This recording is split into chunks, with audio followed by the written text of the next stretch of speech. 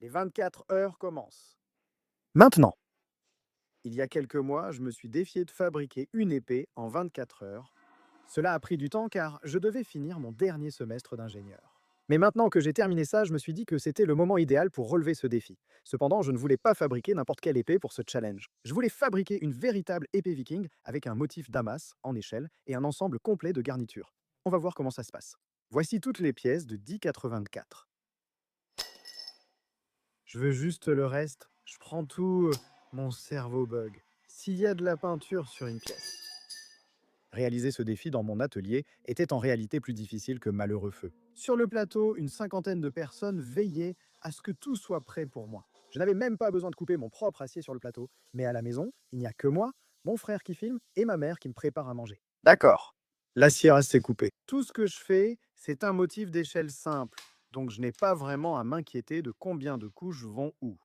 Rouge, bleu, rouge, bleu. Oh, ça va être bancal. Je ne ferai jamais certaines choses que je fais maintenant pour une configuration personnalisée.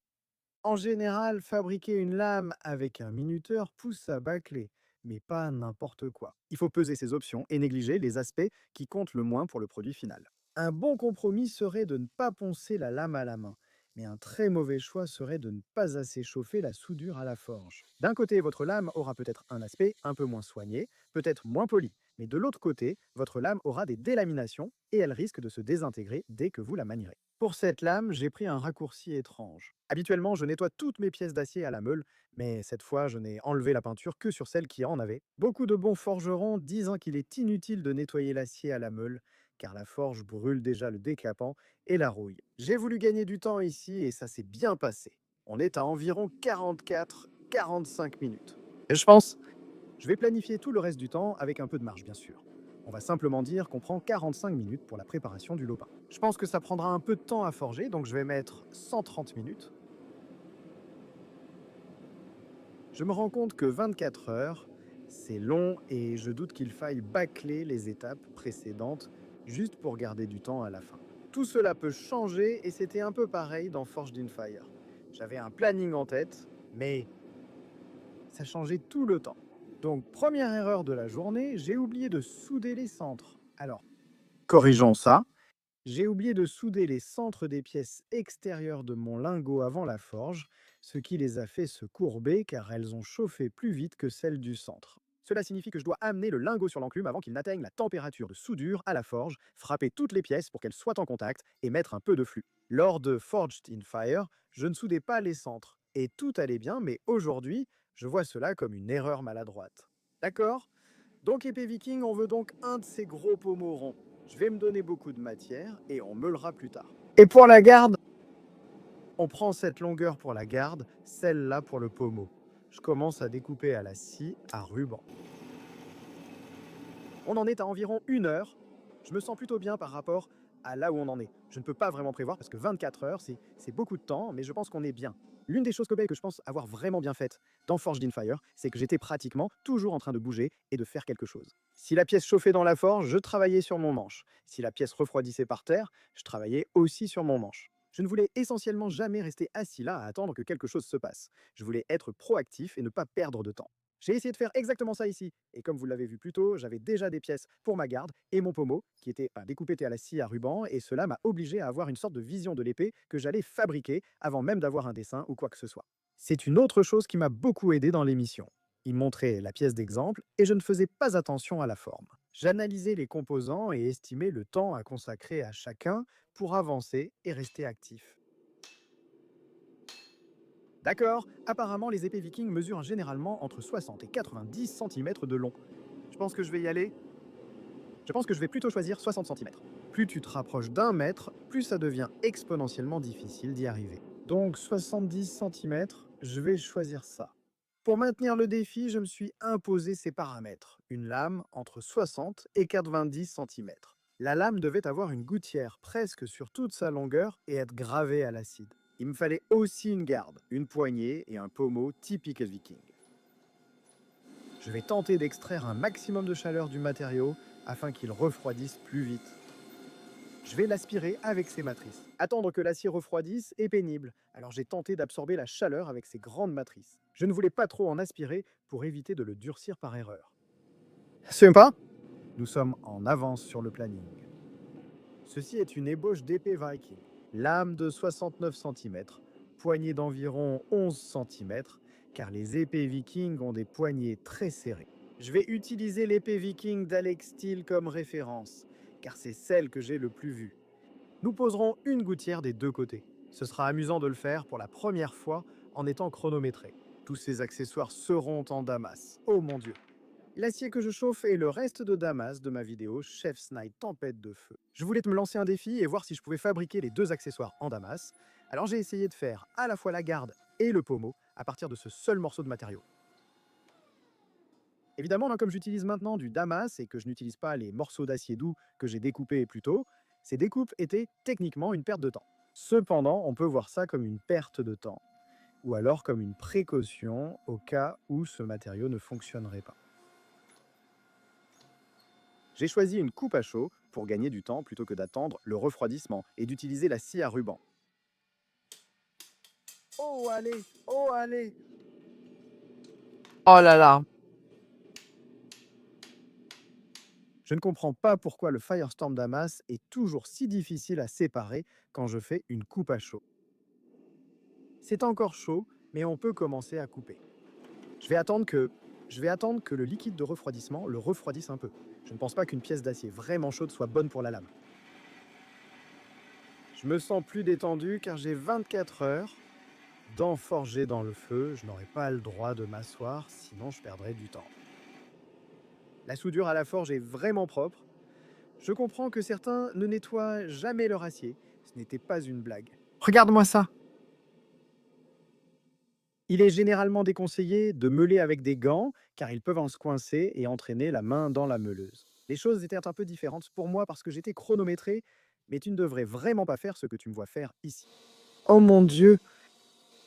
C'est trop lourd et je manque d'énergie, donc j'arrête et finirai de broyer plus tard. D'accord, je pense qu'on a... Qu'est-ce qu'on a? 18,5 divisé par 5 donne 3,7. Le plan était de couper la billette en 5 pour obtenir 185 couches. En général, plus il y a de couches, mieux c'est. D'accord, est-ce qu'ils ont la même longueur? Oh mon dieu. Parfait. Ils ont la même longueur, sauf un légèrement plus long qu'on mettra en bas. En fait, ce n'est pas grave s'ils ne font pas exactement la même longueur. En y repensant, l'effort physique le plus intense que j'ai fait dans Forged in Fire était de nettoyer mon acier. Aucun moyen plus rapide que de le presser très fort contre la meuleuse. Elles étaient plus dures à meuler que prévu, mais maintenant c'est fait et je n'aurai plus à recommencer. Je réalisais alors que mes mains et poignets étaient déjà fatigués, ce qui était inquiétant car des tâches plus difficiles m'attendaient. Il m'est arrivé quelque chose de drôle, je me demandais pourquoi ma soudure était si poreuse. Je me suis alors rendu compte que je n'avais jamais ouvert le gaz, ce qui est vraiment idiot de ma part. Je suis tellement habitué à utiliser du fil fourré que je n'ai pas l'habitude d'ouvrir une bouteille en non plus. J'ai remplacé mon poste à souder par un métal inergas avec gaz, bien meilleur que le fil fourré, mais sans ouvrir le gaz, ça ne marche pas. D'accord, c'est à ça que les cordons métal inergas sont censés ressembler. Ils ressemblent à de la crotte parce que je suis nul en soudure, mais ce n'est pas comme ça que les cordons métal inergas sont censés être. Ah, d'accord, leçon retenue. D'accord, c'est parti. Nous avons terminé cette étape. J'ai 45 minutes pour forger et préparer la prochaine pièce pour le motif en échelle. Nous avons déjà 5 minutes dans cette étape, nous sommes donc bien dans les temps. Aïe. En nettoyant ces morceaux d'acier pour la découpe lors du restack, j'ai dû enlever bien plus de matière que prévu. Les problèmes n'étaient pas majeurs, mais malgré tout, ça veut dire que mon acier n'était pas complètement plan. J'ai mis du flux sur chacune des couches pour obtenir des soudures à la forge parfaites et ne pas avoir à m'inquiéter de devoir recommencer. Et dans ce cas, le flux ne répare pas vraiment les soudures à la forge cassée, contrairement à ce que j'ai pu dire dans des vidéos précédentes. Il s'insère dans l'espace négatif entre les pièces et empêche toute oxydation. Ah, je ne sais pas si c'est parce que je me dépêche en ce moment et que je fais beaucoup plus de travail en moins de temps, mais mes avant-bras sont complètement épuisés. Je n'ai même pas pu retirer la matrice de la presse. Mes avant-bras n'avaient pas ressenti ça depuis longtemps à l'atelier. Ça me rappelle la première bataille des gladiateurs avec Kurt. Lors de cette bataille, j'ai travaillé aussi vite que jamais. Et je me souviens que mes avant-bras ont eu des crampes pendant que je nettoyais l'acier à la meuleuse. Ce n'était vraiment pas amusant.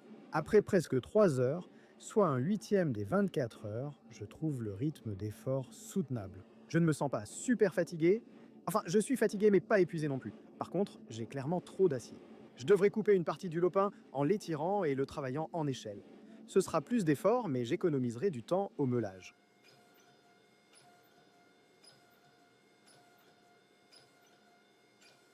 Tu as vu ça?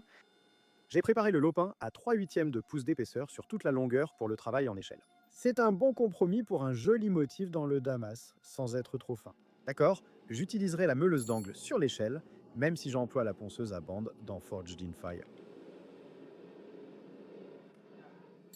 Vous assistez au début de l'étape la plus exigeante physiquement de cette fabrication. J'ai dû utiliser la meuleuse d'angle et creuser des rainures sur toute la longueur du lingot. Et ces rainures ne sont vraiment pas superficielles. Elles mesurent environ 3 mm de profondeur de chaque côté du lingot. Pour y parvenir rapidement, j'ai dû appuyer très fort. Il y avait beaucoup de vibrations, alors j'ai mis un gant de soudure à ma main gauche. Cela a un peu aidé, mais la douleur persistait. J'espère vraiment avoir creusé assez profondément. Je me serais un peu facilité la vie si j'étais allé un peu moins que 9 mm. Elles sont serrées en haut et plus espacées ici, car je vais encore forger la pointe. Et au final, elles sembleront à la même distance. Alors,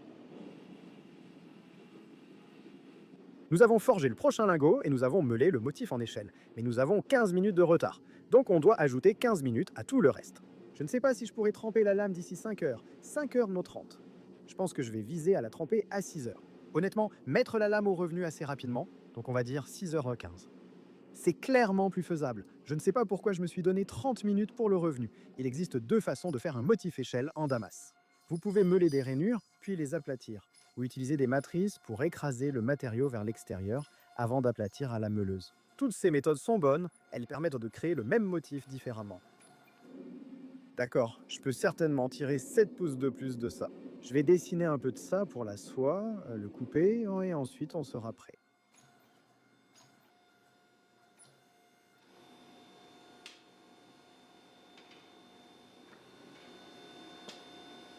Allez. J'ai constaté que lorsqu'on fabrique des lames avec un minuteur, il faut parfois faire certaines étapes dans le désordre. Si je fabriquais cette lame pour un client, je finirais complètement la lame et j'amènerais la soie à ses dimensions finales avant même de commencer à toucher aux pièces du manche. Mais ici, comme j'avais déjà commencé à réfléchir aux pièces du manche, j'ai dû forger la soie selon quelque chose que j'avais déjà en tête ou dans mon croquis dans ce cas. Très bien, passons au travail sur la lame. Je me suis fait mal au dos en faisant quelque chose. Je ne sais pas ce que c'était. ouah, Si tu as déjà forgé une lame, tu sais à quel point forger une pointe peut être long. Ce n'est pas ce qui prend le plus de temps, mais tu t'attends à ce que ce soit rapide. Et quand ça finit par demander une douzaine de chauves de plus que ce à quoi tu t'attendais, tu as l'impression que ça ne finit jamais. Bon, on a pas mal de retard. Ce qui n'est pas bon, mais je décale la fin de la forge à 17 heures, ce qui me donne 44 minutes de plus. Non, on va dire 6 heures. attends 1 minute. Ah, j'en ai à l'heure, dans les temps. J'ai mal lu mes chiffres.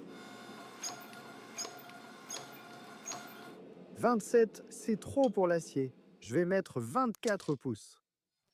D'accord, je suis assez satisfait de l'apparence actuelle. Je vais juste faire un peu de forge légère, finaliser la soie, et je serai prêt à la normaliser.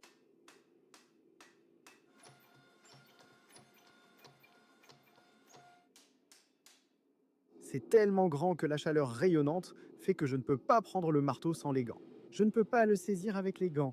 Il est trop grand et mauvais pour les tendons de la main. Donc je suis un peu en train de galérer en quelque sorte. Peu importe la douleur à la main, je devais encore faire un dernier redressement puis préparer quelques cycles de normalisation. Je ferai ça dans la forge cependant, je n'utiliserai pas le four car ce serait beaucoup trop lent. Au fur et à mesure que ça atteint la température dont j'ai besoin, je vais vérifier avec cet aimant de soudure. J'aurais pris un aimant plus petit, mais impossible d'en trouver un. Pourtant, j'en ai une dizaine, mais ils sont introuvables. Je fais bien attention à chauffer uniformément. Toute la lame doit être à peu près à la même température. Une autre chose très importante, c'est que je la tiens à la verticale. Je ne la tiens pas à l'horizontale vers l'avant. Si je la tenais à l'horizontale, elle se tordrait dans tous les sens et je perdrais la rectitude.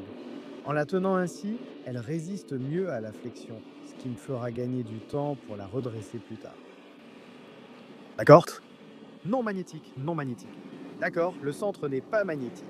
La pointe et le talon restent légèrement froids. Je vais encore peindre un peu, puis j'aurai fini le premier. Très bien, maintenant qu'il est à température, je vais juste faire ça. On attend que ça cesse de briller, puis ce sera prêt pour le second cycle. Il est difficile de s'y référer à la lumière, mais à l'ombre, les couleurs sont plus nettes. Ce n'est pas vraiment rouge. Ici, ça brille encore. Je veux que cette lueur disparaisse. Et je ne peux pas vraiment faire ça correctement au soleil. Voici les températures approximatives auxquelles je fais les normalisations. Je dis approximatives parce qu'il est impossible de connaître la température exacte. D'accord? Ça ne colle pas. Ça colle à peine à la fin, ce qui est bien. Ah, probablement un peu trop chaud au bout encore, mais pas trop, donc ça va. D'accord, le dernier. Le dernier des 3 cycles est un peu incertain parce qu'on ne peut pas le tester avec un aimant, puisque la température idéale n'est pas magnétique. Non, la température idéale est magnétique, donc je dois un peu y aller au jugé et espérer que ce ne soit pas non magnétique. Ça colle encore? D'accord. Très bien, ça va prendre genre. Ça va peut-être prendre 30 minutes pour refroidir. Je ne peux pas le refroidir avec de l'eau parce que ça le durcirait. Pas totalement, mais assez pour que ce ne soit pas optimal. Quand je laisse ça refroidir, je ne peux pas vraiment le poser sur l'enclume pour le laisser refroidir parce que l'extrémité va aspirer la chaleur d'un côté de la lame et ça va la tirer et la déformer. Je veux tremper une lame droite, donc je la poserai sur le béton. Nous en sommes à 5h20, ce qui veut dire qu'on est à cette étape-là. La lame ne sera pas assez froide pour être meulée avant au moins 20 minutes. Donc ça va durer. 5h40. Je ne pense pas pouvoir la tremper avant 6h, peut-être 6h15. Mettre une lame au revenu est instantané. Je ne sais pas ce que je fais. On fait un revenu d'1h30 deux fois, avec un temps de refroidissement entre les deux. À 9h30, la lame sera entièrement revenue. Si tout va bien, même avec un léger retard, 10 heures, c'est bien aussi. Je pense que j'ai pris une pause beaucoup plus longue que prévu, mais maintenant que l'acier a refroidi, il est temps de tout meuler proprement et d'enlever un peu de matière avant de procéder à la trempe. J'ai refait la même erreur en laissant trop de matière sur la lame avant la trempe. L'acier étant encore tendre, il est bien plus facile à meuler qu'après la trempe. Donc en fait, j'ai passé environ une demi-heure sur la meuleuse ici. Pour gagner du temps et car je n'utilise pas le four pour la trempe, j'ai allumé la forge pendant le meulage grossier. J'aurais pu laisser la forge allumée en continu, mais contrairement à Forged in Fire, j'ai un budget limité et dois surveiller ma consommation de propane. Comme j'allais mettre une gouttière sur pratiquement toute la longueur de cette lame, je devais m'assurer que les plats de la lame étaient aussi plans que possible. Évidemment, faire ça avec la ponceuse à bande n'est pas parfait, mais en 24 heures, je n'ai pas vraiment d'autres options. L'une des choses que j'ai faites pour éviter les fissures lors de la trempe, c'est que j'ai amené toute la lame à un grain d'environ 120 et j'ai cassé les arêtes sur la bande lâche. Je le veux à 425 degrés. Je devais m'assurer que le four était prêt pour le revenu de la lame afin de ne pas perdre de temps entre la trempe et le revenu.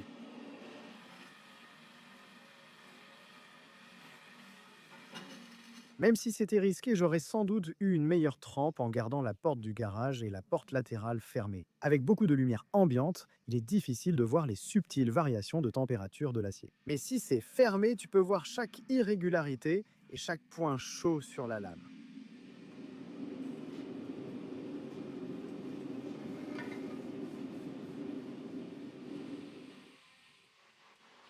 C'est bien pas d'éclair, donc je n'ai pas dépassé la température.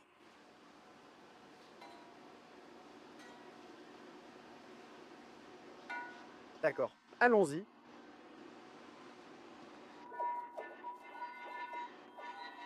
Aïe, aïe, aïe, aïe. C'est vraiment chaud.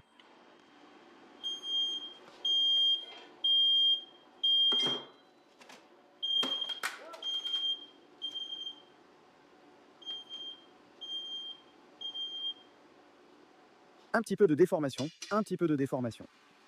Ce n'est pas trop mal. C'est une déformation importante. C'est une déformation assez importante. D'accord? À part une déformation assez importante, je pense que c'est plutôt correct. Alors, mettons-le ici. Super. Je viens de prendre une pause d'1 heure, une pause vraiment, vraiment nécessaire. Nous en sommes à 7h30 et quelques minutes. Il reste 16h23 au minuteur. La lame est courbée, le premier cycle de revenu finira à 7h45. Je pense que je vais essayer de faire un léger redressage. Avec cette chaleur, je ne vais pas la redresser entièrement. D'accord? Est-ce que je devrais utiliser ce truc? Ça va aller beaucoup plus vite. Vraiment beaucoup plus vite, mais on sait tous ce qui s'est passé la dernière fois que j'ai utilisé ça. Je ne sais pas. D'accord, on ne lisse pas, on laisse juste refroidir. Regarde ce truc. Ici, tu peux voir à quel point la lame était courbée après la trempe. C'était surtout concentré près de la soie, ce qui était bien. Pendant que la lame refroidissait après le revenu, j'ai décidé de commencer à tailler la rainure dans le manche. Très bien, je n'ai pas besoin d'une précision extrême, mais avoir un repère serait bien. Ce bloc de bois ici provient en fait du même morceau de bois que j'ai utilisé dans la vidéo du couteau de chef Firestorm Damas. Toutes les épées vikings que j'ai vues avaient une poignée en bois foncé. J'ai voulu reproduire cela ici. Ce bois est agaçant à travailler car il est très gommeux et fait coller le forêt. Donc de temps en temps, je devais retirer un morceau comme vous l'avez vu là. On fera 0,25 au lieu de 0,4 dès le trou. D'accord, ça rentre. Le fait que je puisse presque le toucher signifie qu'il a suffisamment refroidi. Si vous suivez mes vidéos, vous savez que j'évoque l'achat d'une fraiseuse depuis longtemps. Je suis heureux d'annoncer qu'une fraiseuse arrive et que je ferai une vidéo à sa réception. Je vais la déballer, l'installer et comparer la fabrication de couteaux avec ou sans fraiseuse. Restez à l'écoute. Comme mes trous sont parallèles, je ne peux plus effiler ma soie, mais ce n'est pas un problème. Avoir une soie effilée n'est pas obligatoire. Donc j'aurai une soie droite. Et pour le reste du manche, tout ce que ça veut dire, c'est que je peux tailler une épaulement ici pour le pommeau, ce que je n'ai pas encore commencé, mais ce n'est pas grave. La garde ici va suivre sous peu. Bien que cela va monter ici parce que ce n'est pas dessiné avec précision, mais ah oui, je vais casser la toile à l'intérieur un peu plus tard. Ce n'est pas super important que je le fasse tout de suite. D'accord? Donc changement de programme. Je fais un pommeau en acier doux. Un pommeau en damas ne peut pas être soudé, donc je dois le river, mais je n'ai pas de chalumeau adapté pour cela. Il n'y a pas d'autre bonne façon de faire une connexion mécanique. J'utiliserai donc de l'acier doux et avec mon métal inerte gas, la soudure sera propre. Ça donnera l'impression qu'il n'y a rien. Pendant que la forge chauffait pour le nouveau pommeau, j'ai nettoyé le matériau destiné à ma garde à la meuleuse. Le Firestorm Damas étant torsadé et nécessitant un meulage profond pour avoir du matériau propre, la pièce n'était pas totalement propre, mais ne supportant pas de charge, cela devrait aller. L'alimentation va au four. D'accord. On ne peut pas utiliser de pommeau pour l'instant. Il y a des fissures à l'extrémité qui s'agrandissent. Je ne m'inquiète pas pour celle-ci, elle va disparaître. Mais celle-là et toutes ces petites fissures, ce n'est pas bon. Je pense que si je jetais ça violemment par terre, ça se fissurerait complètement. Je peux essayer de remplir ces fissures avec de la super glue très liquide. Ou je peux refaire une autre pièce et ne pas m'en soucier du tout, même si j'ai déjà percé tous mes trous. J'ai décidé de simplement commencer une autre poignée et de mettre l'ancienne à la poubelle parce que je ne voulais pas avoir à m'embêter avec ces minuscules micro-fissures. J'ai choisi ce morceau de nara bouclé. Ce bois vient du même type d'arbre que la ronce d'Amboina, mais d'une autre partie. C'est pourquoi il n'y a pas de ronce. Ce n'est certainement pas un bois aussi foncé que l'ébène que j'utilisais auparavant, mais je pensais quand même que ça rendrait vraiment, vraiment bien et que ça ajouterait peut-être de la profondeur à la pièce. C'est un peu moche, mais ça va. Les trous que j'ai percés étaient en fait très éloignés les uns des autres, et j'aurais probablement dû en percer 4 au lieu de 3. J'ai utilisé cette fraise en carbure pour relier les trous, puis j'ai terminé avec le forêt. Je crois qu'il faut tailler la rainure. Au lieu d'utiliser la méthode des 3 trous sur le bloc de la poignée, je vais en faire 4 cette fois. Je ne veux pas creuser toute cette partie. Ceci est de l'acier de Damas bien plus résistant que le bois. Oh, waouh, pile au milieu. Pourquoi on se fait encore ça? Il a dit que c'était pour les vues. Tu vas t'amuser, qu'il a dit.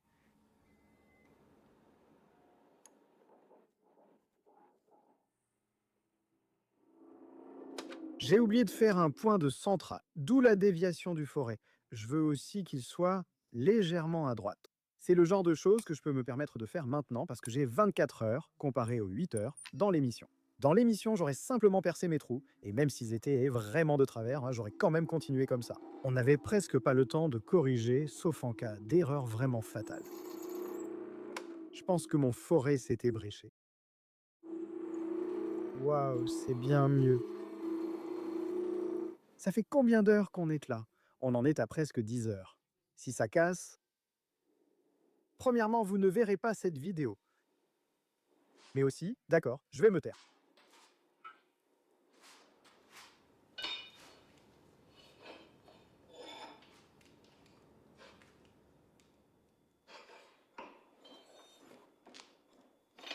Oh, c'est lourd.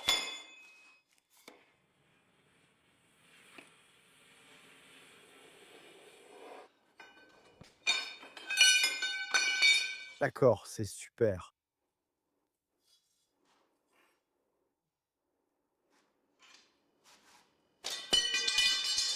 D'accord? Si je le redresse, ça a l'air droit, tu vois?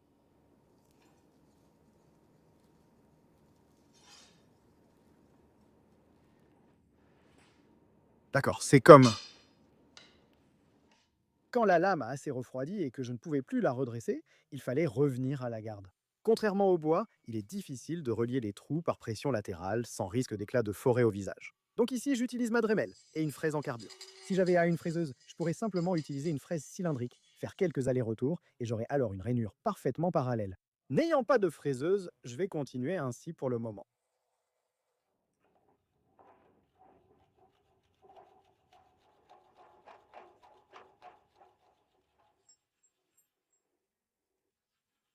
Le marteau en carbure est un objet que j'apporterai peut-être à l'émission, si j'étais réinvité, mais je ne sais pas si j'aurai le temps de m'en servir. Cela peut prendre 5 ou 50 minutes et je ne peux pas me permettre d'en perdre 50. Un événement drôle s'est produit ici. L'acier trempé a généré des étincelles plus puissantes qui se sont accumulées et ont pris feu dans mon collecteur de poussière.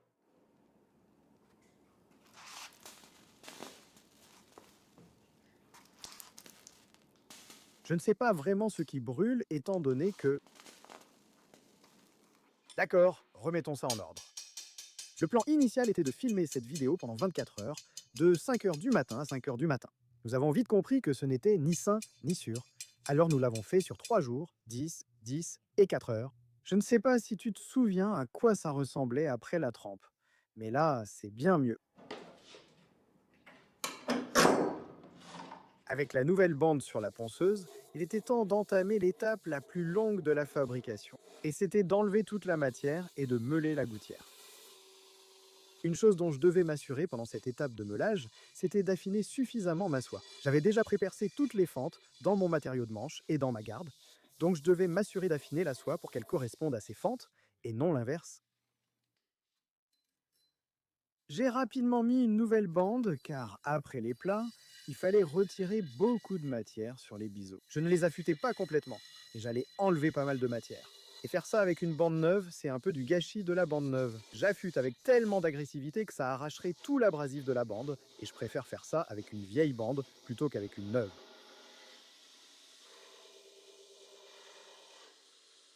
D'accord, il est vraiment temps de faire la gouttière. Je ne pourrai plus la meuler une fois les biseaux finis. Je veux une gouttière profonde, donc je n'utiliserai pas une roue de 10 ou 8 pouces. Je pense que je vais utiliser une petite roue.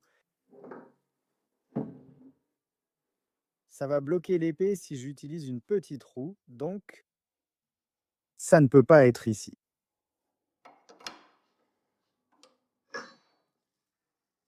J'étais vraiment nerveux à l'idée de commencer à meuler cette gouttière. Comme vous voyez, je touche à peine la bande et je l'éloigne pour vérifier ma position. Commencer une gouttière est bien plus difficile que de la poursuivre. Avec le recul, j'aurais dû agir plus agressivement dès le début, mais il y avait deux aspects, et j'ai finalement choisi la seconde option, ce qui a nettement amélioré la situation.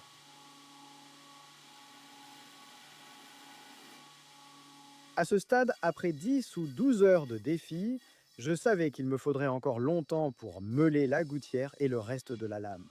Cependant, au fond de moi, je pensais qu'avec 10 ou 12 heures, il me restait encore plus de la moitié du temps. J'ai donc évité de me précipiter sur les meulages pour en être un peu fier à la fin.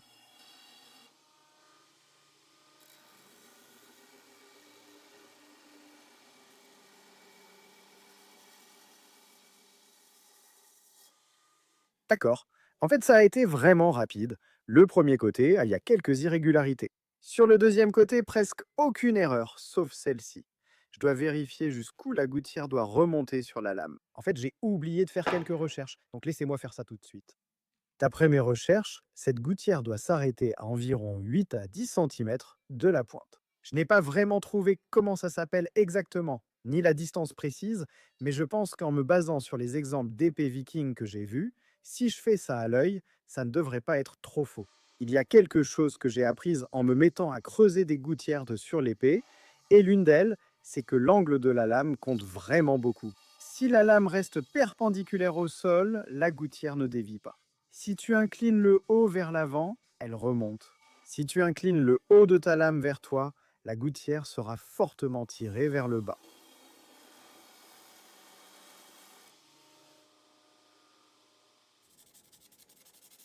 D'accord, je n'ai pas besoin que ce soit parfait, mais il faut au moins que ma soie soit centrée.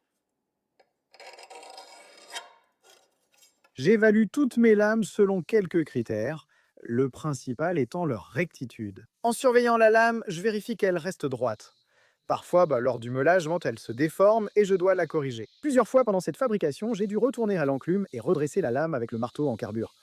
Je ne voulais pas le montrer cependant parce que ça devient un peu ennuyeux. Nous sommes presque à mi-chemin. Je suis surpris de la rapidité du meulage. En 1h30, on est passé d'une barre plate à une lame profilée avec une gouttière et des bords fins. Il reste environ 1 heure à la meuleuse pour finir. Ça me laisse beaucoup de temps pour ajuster la garde et le bloc de manche. L'installation pourrait prendre du temps et me faire perdre 1 ou 2 heures, ce qui est assez pénible. Pour éviter un mauvais ajustement de ma garde, j'arrondis ma soie pour ne pas avoir à tailler une fente rectangulaire. D'accord? Donc je pense que ça ne ressemble pas vraiment à une épée viking tant que la gouttière ne descend pas jusqu'en bas. Je vais probablement l'arrêter à peu près ici. Et je vais le faire des deux côtés. Peu importe jusqu'où je vais, car la poignée recouvrira. Je veux aussi élargir un peu ces parties. Je trouve que c'est trop étroit. Et on peut encore enlever un peu au niveau du fuleur, donc encore un peu de meulage. Super. C'est l'un de ces trucs que j'ai le luxe de faire avec ma contrainte de 24 heures, contrairement aux 8 heures dans Forging Fire. Dans l'émission, si je remarquais cela, je devrais juste faire avec pendant les tests, sans avoir le temps d'y remédier. Mais comme j'ai le temps, je me suis dit que c'était quelque chose que j'allais corriger. D'accord, je pense que ça suffit pour le ponçage pour l'instant. J'ai besoin de manger.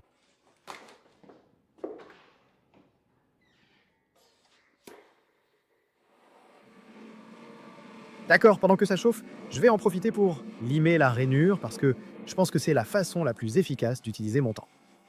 C'est étrange de forger si tard dans le défi, mais je ne pouvais pas avant car le four utilisait mon alimentation 220 volts. Je devais juste affiner ce morceau d'acier pour l'utiliser sur mon pommeau. Je pense que c'est largement suffisant comme deux surfaces pour fabriquer mon pommeau. Donc je vais juste le laisser refroidir.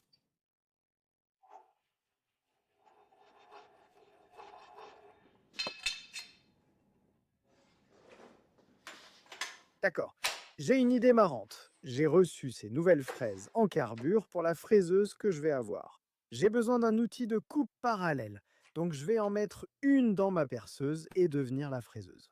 Oh, c'est plutôt agréable et lourd. Avant que vous ne descendiez commenter, je sais que c'est probablement la pire chose que l'on puisse faire à une fraise. Mais j'étais pressé par le temps et j'étais prêt à potentiellement détruire cette fraise pour accélérer un peu le processus. Oups. Peut-être. D'accord. Il est environ 13h45 en ce moment. Je veux que ce garde soit prêt pour 14h30, donc dans environ 45 minutes. De 14h30 à 15h, je vais ajuster la poignée. Et après ça, je vais me donner 2 heures pour le pommeau. En fait, c'est beaucoup de temps. Je vais me donner 1 heure et demie. Il me faut encore environ 2 heures pour finir d'aiguiser la lame. Je dois encore tout graver.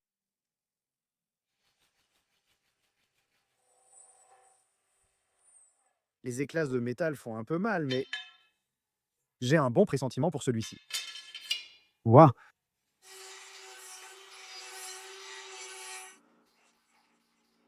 La bavure est tellement rapide. Maintenant, je suis juste couvert de ces petits éclats de métal qui sont tranchants et je peux à peine les voir. Ah, c'est vraiment agaçant. Je vais me reposer un peu car je suis fatigué. Je pense que je vais m'occuper du bois. Le bois sera vraiment facile à faire. C'est comme être surstimulé, mais 1000 fois pire, car tu ne peux pas l'arrêter, ni les trouver ou les enlever. Je me suis lavé les mains avec du savon et une éponge Scotch-Brite. J'ai sûrement perdu une couche de peau, mais... d'accord, il en reste encore un peu. Aïe. Ça me rappelle quand, enfant et naïf, j'ai voulu caresser un cactus. Le cactus n'avait que de petites épines que ma mère a dû retirer une à une avec une pince à épiler. Je crois que j'essayais de frimer devant des amis à l'époque, mais honnêtement, c'était vraiment stupide. S'il te plaît, dis-moi que tu as fait des progrès. C'est déjà un progrès, mais j'en veux plus, s'il te plaît. J'ai décidé de faire un burn-in tang. Je me fiche que ça ait une mauvaise réputation, je vais le faire. Il me faut une meilleure torche. Bon sang. Peut-être que je vais juste utiliser la forge. Je n'ai probablement pas besoin de le préciser, mais je ne ferai jamais ça sur un couteau que je comptais vraiment fabriquer pour qu'il soit de bonne qualité et le vendre. C'est beaucoup trop risqué. Parfois, ce procédé de brûlage est très mal vu dans Forged in Fire, mais je vais être honnête avec vous. Pour chaque lame à soie cachée fabriquée dans l'émission, j'ai utilisé la méthode du brûlage. La seule chose avec la méthode du brûlage, c'est que si vous l'utilisez avec des bois stabilisés ou des bois très denses, ça ne va pas aussi bien fonctionner. Et cela peut en fait entraîner des conséquences assez intéressantes.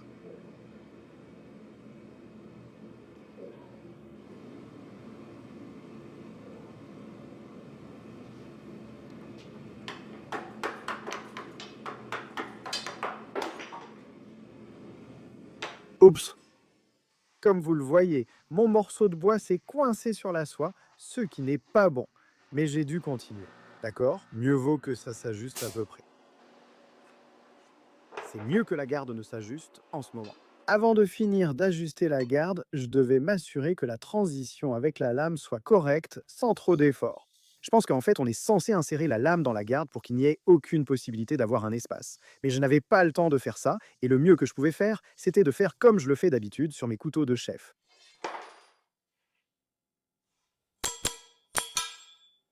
Oh là là, on a environ un demi-centimètre et le bloc de manche s'ajuste déjà parfaitement. Oh, c'est tout prêt.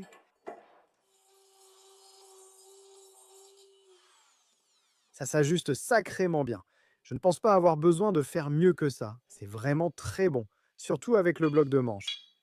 C'est une épée viking. Très bien. Nous avons ajusté à la fois la garde et la poignée.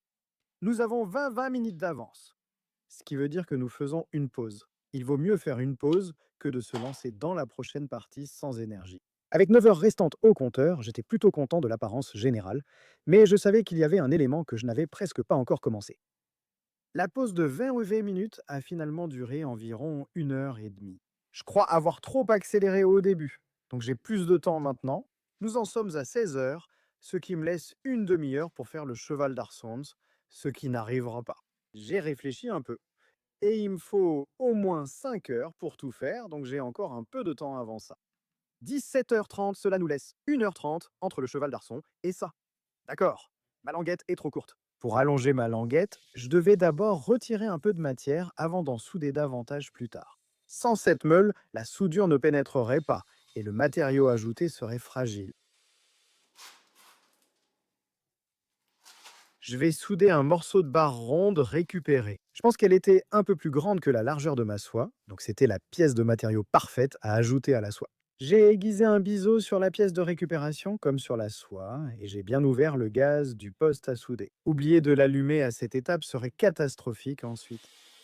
Comme le cordon de soudure a ajouté un peu de largeur à la soie et que la pièce d'acier était déjà plus large que la soie, j'ai dû tout meuler pour qu'ils aient exactement la même épaisseur. Ouais, je dois faire une construction vraiment intéressante. Parce que je n'ai pas forcément le temps de le faire autrement. Le plan initial était que la soie soit simplement un cylindre. Mais le problème avec ça, c'est qu'il n'y a alors rien pour aligner le pommeau avec le reste de la lame. Donc ce que j'ai fait, c'est que j'ai laissé un peu plus d'épaisseur à côté de la partie où le bois serait maintenu et j'ai fait en sorte que ça s'affine jusqu'à ce cylindre. C'est un peu le meilleur des deux mondes, car je n'ai pas vraiment besoin d'enlever beaucoup de matière du pommeau pour qu'il s'adapte. Mais il sera aussi correctement aligné. Je vais percer 3 trous côte à côte ici pour créer un long trou. Il me faut juste un point central de ce côté. 3 trous côte à côte ici.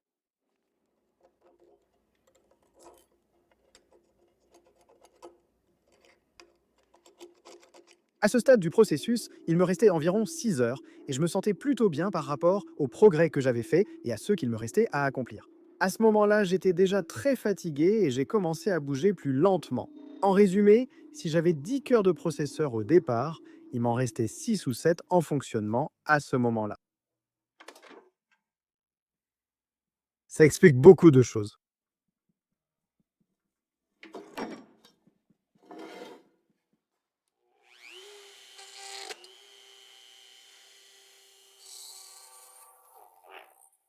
Regarde toutes ces petites aiguilles.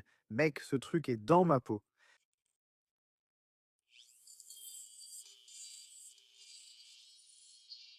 D'accord. J'ai dégagé, j'ai enlevé une partie de la toile et ça rentre déjà un peu. Ça perce déjà à travers. Même si je déteste, je dois continuer la Dremel. À moins que...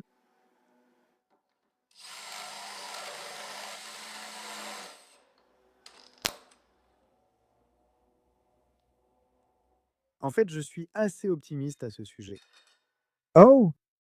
C'est très tordu, mais on peut rectifier ça en le meulant. Bon, jouons à un petit jeu. Je veux que tu penses à un nombre, puis que tu suives les étapes que tu vois à l'écran. Et tu peux mettre en pause si tu en as besoin. Les règles du jeu sont les suivantes. Si je peux deviner ton nombre, alors tu me dois un abonnement. Je vais faire ma supposition dans un instant, alors garde ce nombre en tête pour l'instant. Allez, mec. Oh, je l'ai fait, je l'ai fait, je l'ai fait. Putain, je l'ai fait. Ton numéro, c'était le 15? Si c'était le cas, tu sais ce qu'il te reste à faire. Mais pour revenir à ce qui se passe vraiment, ce que je fais en ce moment, c'est que je façonne enfin mon pommeau. Cette rainure complexe dans le pommeau m'a pris du temps, mais maintenant qu'elle est terminée et que je peux enfin retirer de la matière, c'est vraiment satisfaisant. D'accord, j'ai pris une pause de 10 minutes. Je pense que je veux faire une sieste de 10 minutes. D'accord, ça fait 15 minutes. Je vais maintenant poncer cette poignée. Même si tout a été fabriqué dans l'urgence, j'aborde la poignée avec la même méthode qu'habituellement. Cette stratégie consiste d'abord à façonner le profil pour que j'aime son apparence avec l'ensemble de la lame. Et ensuite, en toiser, quand je suis satisfait du résultat, je la ramène à la meuleuse et je commence à réduire l'épaisseur. En fait, je ne commence à arrondir le manche que lorsque je suis satisfait du profil dans les deux directions. Autrement dit, du dessus à la face, puis au côté et au tranchant de la lame.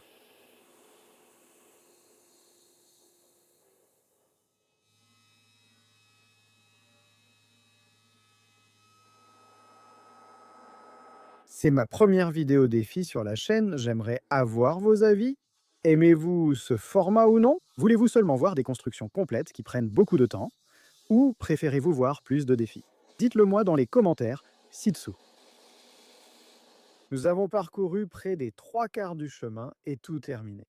Appelons cela être en forme, ce que nous sommes. Nous sommes maintenant entre 18 et 19. Je me suis accordé 3 heures pour tout poncer jusqu'à la forme finale. Je pense que la lame sera la partie qui demandera le plus de travail. Ponçage final. Lame. Je trouve ça assez drôle que même si j'ai fabriqué plein d'épées à double tranchant dans Forged and Fire et que je fabrique cette épée viking dans mon atelier, je n'ai jamais vraiment pris le temps d'en faire une sur commande, ou en tant que commande personnalisée, ce qui veut dire que je n'ai jamais pris le temps d'en fabriquer une sans contrainte de temps. Évidemment, je ne sais pas exactement quand je fabriquerai ma prochaine épée à double tranchant, mais quand ce moment viendra, j'aimerais bien revisiter l'épée viking, sauf que cette fois, je voudrais la faire dans un damas plus complexe et peut-être essayer de réaliser des formes d'art plus élaborées pour les garnitures. Peut-être que j'apprendrai la gravure ou l'ushidashi, peu importe le nom, je ne sais pas. J'ai enlevé une grande quantité de matière. J'espère que l'équilibre sera bien meilleur.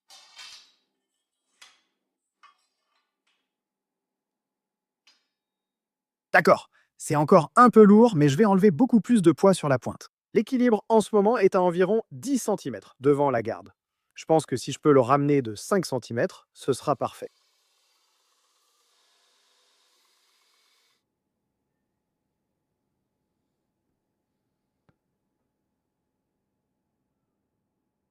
Regarde ça.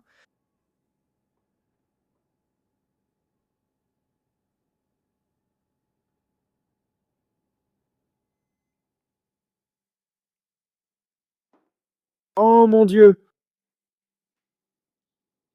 Ayant déjà perdu la tête, j'ai jugé opportun de me concentrer sur le garde. La garde des épées vikings est en fait vraiment simple. En faisant mes recherches, j'ai été surpris de constater qu'elles se ressemblaient toutes et avaient presque la même forme. La mise en forme de ma garde a été facile, j'ai donc vite reporté mon attention sur le pommeau. Le pommeau a une forme beaucoup plus compliquée, et même si je faisais une forme qui était essentiellement le strict minimum pour être considéré comme une garde viking, il y avait beaucoup plus de facettes et d'angles à prendre en compte pendant que je le façonnais comparé à la garde.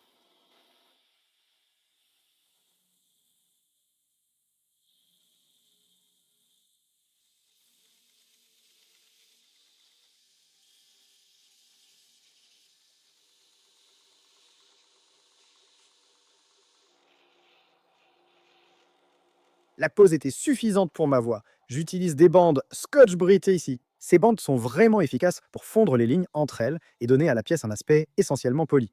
Si vous prenez votre temps en montant dans les grains avec la Scotch-Brite, ça aura pratiquement l'air d'avoir été poncé à la main.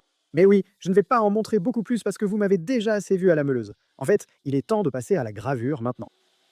D'accord. Je dois laver ça avec du savon. Très bien.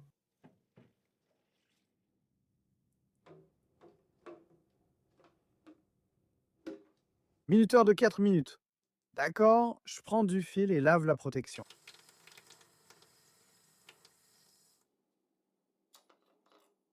La protection est en place. Je ne sais pas du tout à quoi cela ressemblera, n'ayant jamais gravé sur ce type de bande conditionnée. D'accord, voyons à quoi ressemble cette lame. Je dois m'assurer de ne pas le faire tomber dedans. Oh, d'accord. Pour cette finition, je vais juste le frotter. Ah, et c'est pas mal du tout. Le motif en échelle n'est pas aussi prononcé que je l'aurais voulu, mais pour 24 heures de travail, je suis vraiment content du résultat. Lame en place pour le second cycle. C'était quoi cette voix? D'accord. Temps de garde, voyons comment ça se passe. Oh, regarde-moi ça. Regarde cette tempête de flammes. C'est un garde plutôt stylé. D'accord? Je suis optimiste. J'aime bien comment ça se présente. C'est un peu mieux. Un petit coup de lavage rapide. Le contraste est bien plus marqué que je ne le pensais. Je ne trouvais pas le mot. Voyons ce que fait ce garde. Le garde veut sûrement une gravure plus profonde. Ah, je suis vraiment content de ça. Pour une gravure de 20 minutes et sans café. Je suis vraiment content de la profondeur ici, mais il y a comme une légère brume jaune, et comme j'ai un peu de temps en plus, je vais essayer de la polir. Si ça ne marche pas et que ça enlève le contraste, je le graverai à nouveau.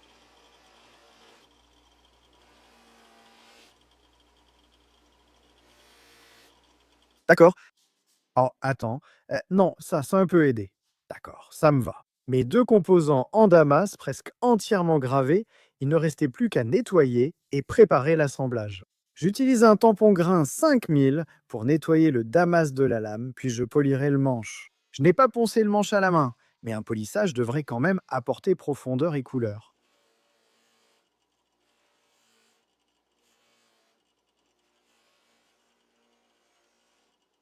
D'accord, voyons comment tout ça s'assemble.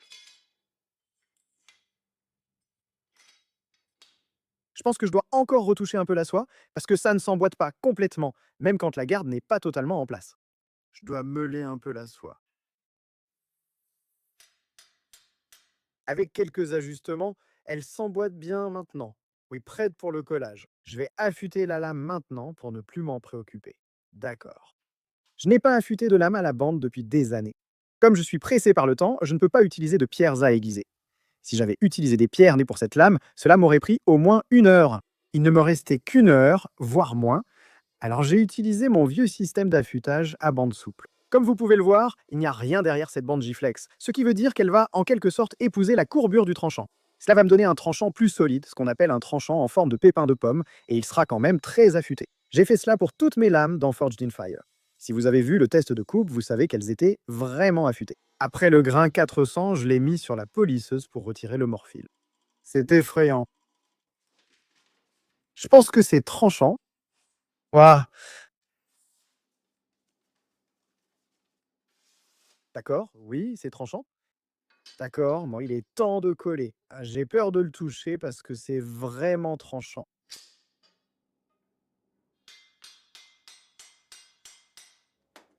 D'accord. Mélangeons-en une tonne. Apparemment, il existe une fonction de mélange facile. Et comme c'est chronométré, je pense que je vais l'utiliser. Je pense que je fais ça. Waouh. C'est mélangé. Puis-je lui faire confiance? J'ai besoin de beaucoup de ça. Je vois des traces dedans, donc je vais juste mélanger un peu.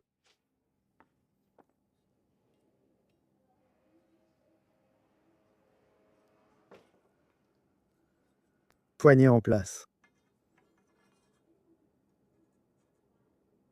Oh mon Dieu! Il nous faut une perfusion. Je devrais faire ça au-dessus d'une poubelle. Donne-moi une seconde. Je nettoierai ça avec de l'acétone plus tard.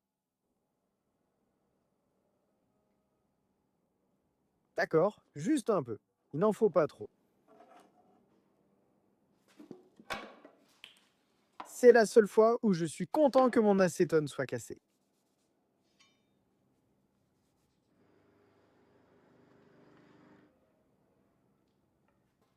Est-ce que j'ai réussi? D'accord. C'est prêt. Une fois sec, je souderai la soie. Il me faut un endroit pour fixer ça. Euh,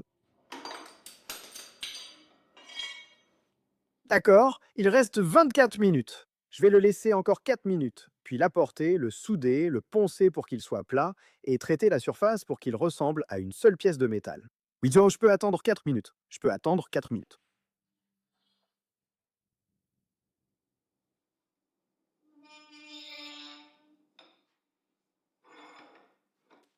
D'accord, on croise les doigts. Enlevons ça à la meule. J'ai oublié de changer la platine.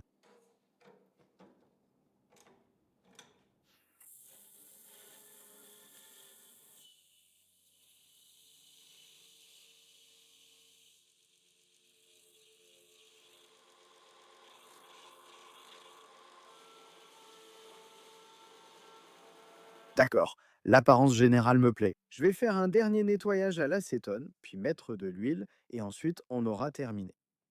D'accord. Huile, huile, s'il vous plaît, s'il vous plaît. Allô?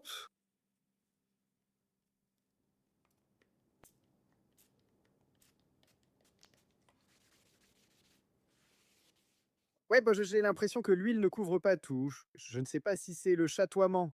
Ah, c'est bien le chatoiement. C'est si chatoyant qu'on dirait que des parties ne sont pas couvertes. Je pense que si je le touche encore, je vais soit me couper, soit empirer les choses. Donc, je pense que je vais considérer ça comme terminé. Il nous reste 4 minutes. Je suis content de ça. Je ne vais pas mentir. Mon Dieu, ce truc est plutôt sympa. Oh là là, on dirait qu'on peut le manier.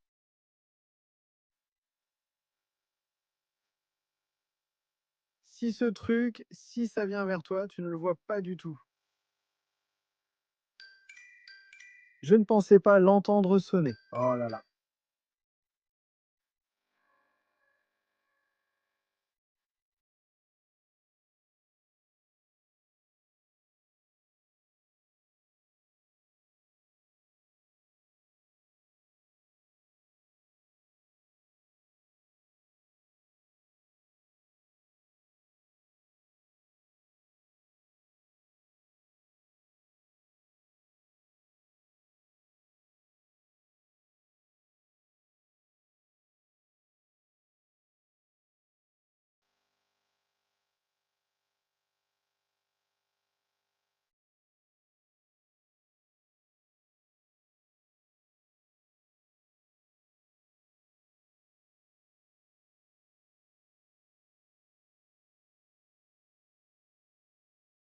Ouais, donc c'était l'une des choses les plus épuisantes que j'ai jamais faites. Même par rapport à ma participation au gladiateur de la forge, c'était bien plus épuisant.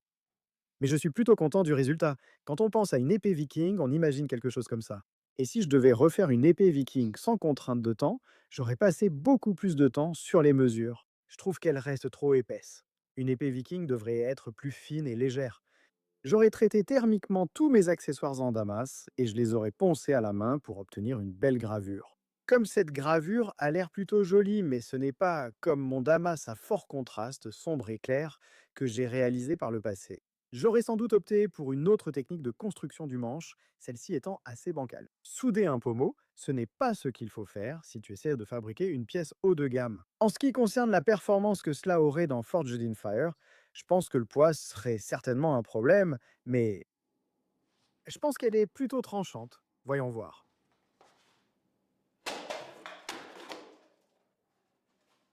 Oui, elle est plutôt tranchante.